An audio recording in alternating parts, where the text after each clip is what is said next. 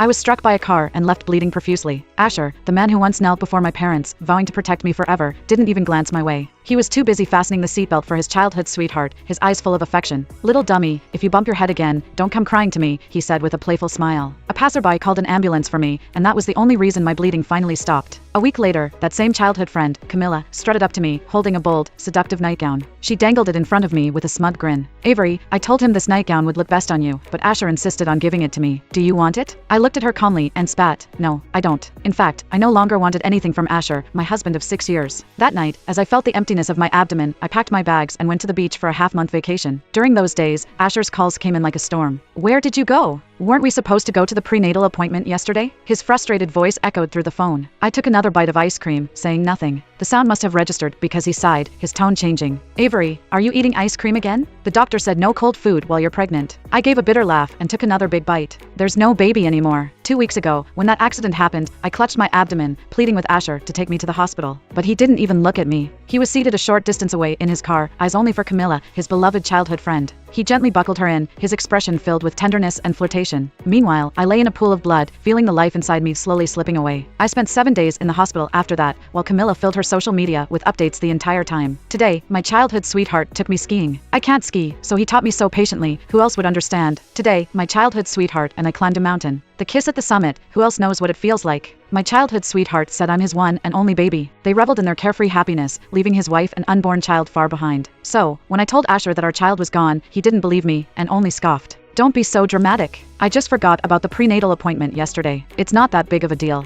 I'm just too busy and forgetful these past few days. Don't worry. I'll take a day off tomorrow to go with you." "Where are you now?" "I'll come get you." I ignored him and hung up. He called several more times, so I switched off my phone. When I finally returned from the beach, the first thing I saw outside the airport was Asher's car parked by the roadside. He rolled down the window, his gaze indifferent as it settled on me. "So you still know when to come back, Avery," he sarcastically spat. Clenching his jaw, he added, "You're pregnant, you shouldn't be wandering around like this. My mother's right, you should stay home." He frowned, his eyes falling to my belly. I wore a loose, flowing dress, which hid everything from his gaze. I got in the car, put on my headphones, and sat in the backseat. After a while, the car still hadn't started. Asher was staring back at me with a slight furrow in his brow. "Why are you sitting in the back?" I hadn't quite heard him, so I pulled out one earpod and asked, "What did you say?" Asher's expression was unreadable in the backlight. "You always used to sit in the front seat." I lowered my head, letting out a soft laugh as memories surfaced. Like most girls, I had once believed that the front passenger seat was the wife's exclusive place. But that illusion shattered the day I found a pair of someone else's thong under that very seat. Since then, just thinking about the front seat made me feel sick. I thought he just asked in passing, but he pressed for an answer. I smiled faintly and said, "Nothing." I just realized I was too naive before. Asher didn't respond, and midway through the drive, he got hungry and stopped at the restaurant we both loved. "I'll have the crispy crab cake." "What about you? Do you still want lime butter shrimp?" I nodded, continuing to scroll through my phone. He tried starting a conversation a few times, but seeing my lack of interest, he eventually gave up. When the food was ready, Asher brought them over himself. "Avery, I remember you don't like cilantro, so I made sure to pick it all out for you." Perhaps he thought he could bridge the distance with a plate of food, his tone now gentle and considerate. But I simply stared at the plate in front of me, completely devoid of cilantro, and chuckled. In the 6 years of our marriage, I'd always eaten lime butter shrimp with extra green onions and cilantro. The one who couldn't stand cilantro was Camilla. Ignoring him, I got up and quietly asked the owner, "Could you please add some cilantro?" Asher froze mid-bite, realizing something, and his face shifted slightly. "I'm sorry, honey," he said with a sheepish smile. "I guess I've been so busy lately that it completely slipped my mind. How could I forget you like cilantro?" I looked at his sloppy acting with mild amusement and let it pass without comment. After we finished eating, we passed the intersection where my accident had occurred.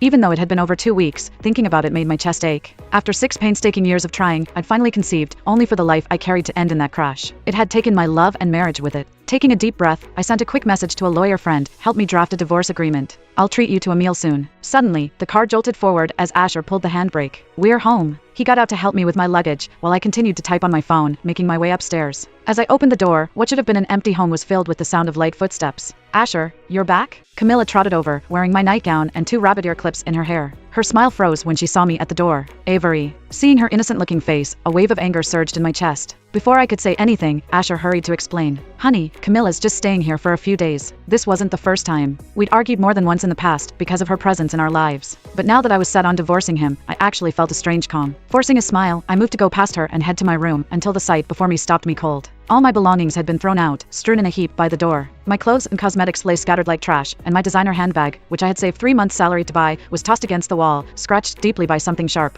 I took a deep breath and clenched my fist, forcing myself to stay calm. What's the meaning of this? Seeing my anger, Camilla immediately shrank behind Asher, her expression like a frightened kitten. Ash, I told you Avery would be upset. What should I do? It's all my fault. Maybe I should just move out, she croaked. Asher gave her a comforting look and instinctively shielded her, frowning slightly as he turned to me. Avery, Camilla needs to stay in the master bedroom. There's nowhere to put your things, so just pile them up here temporarily. I laughed in disbelief. If they wanted to play out their little fantasy, they could at least leave me out of it, right? Shaking my head in frustration, I picked up my things to take them back to the master bedroom. She can stay, but in the guest room. I'd barely taken 2 steps before Asher blocked my path. The guest room's cluttered with storage items. It'll take time to clear it out. Besides, Camilla isn't in good health and needs a room with better light. She'll just use the master bedroom for a few days. You can sleep in the study for now. His tone was so matter-of-fact that I stared at him, stunned. This was the man I'd been married to for 6 years, the one who had knelt in front of my parents and promised to protect me forever. I thought I already knew him, yet he repeatedly refreshed my knowledge. We had 3 bedrooms in the house, 1 master and 2 guest rooms. Since my pregnancy, Asher had moved to one of the guest rooms to ensure I had a peaceful night's rest. The other guest room was filled with storage and unused items. Looking at my personal belongings piled haphazardly by the door, I couldn't help but laugh bitterly. You had time to move my things, but not to clear out the guest room? Squinting my eyes, I spat sarcastically. Asher, you knew the guest room wasn't ready. Why did you bring her here? Can't she stay at a hotel? How can you tell your wife to sleep in the study? Asher stood like a protector, keeping Camilla safely behind him. Seeing my fury, he frowned and said, hotels aren't clean, and Camilla's always been sensitive. She can't sleep well in unfamiliar places. Avery, you know how fragile Camilla's health has been since we were kids. Anyway, it's just for a few days. He then sighed, as if making a generous compromise. I know this is hard on you, so how about you sleep in the guest room, and I'll take the study. He looked at me with the earnest belief that he was offering a fair and reasonable solution, but all he'd done was make me lose all faith in him. I turned my gaze to Camilla's innocent-looking face, my voice dripping with sarcasm. Can't sleep well in unfamiliar places? But somehow you're fine with my bed? Well, Ms. Brooks, since you're so fond of taking other people's things, consider it yours. I let my things drop, then dialed a moving company. Camilla, playing the victim, clutched my sleeve and apologized softly. I'm sorry, Avery. I didn't realize you'd be this upset about me staying here. It's all my fault. I'll move out right away. But she made no move to leave. Instead, with tears shimmering in her eyes, she continued, Ash, please don't ruin your marriage because of me. It's my fault this time. Please, go and comfort Avery. Asher looked at her, filled with sympathy and affection. The more she lowered herself, the more protective he became. You don't have to leave, he said, patting her shoulder. It's just the master bedroom. I still get to decide who stays in it. Then he turned to me with a cold glare.